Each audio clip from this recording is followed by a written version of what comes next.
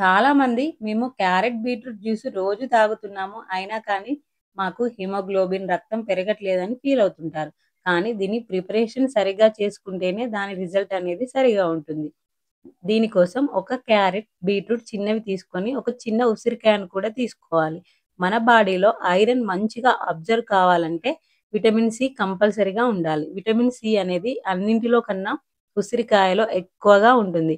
కాబట్టి తప్పకుండా ఉసిరికాయని యాడ్ చేయాలి. మీ దగ్గర ఒకవేళ ఉసిరికాయ అవైలబుల్‌గా లేకుంటే జామకాయలో కూడా విటమిన్ సి ఎక్కువగా ఉంటుంది. మీరు జామకాయను కూడా యాడ్ చేసుకోవచ్చు.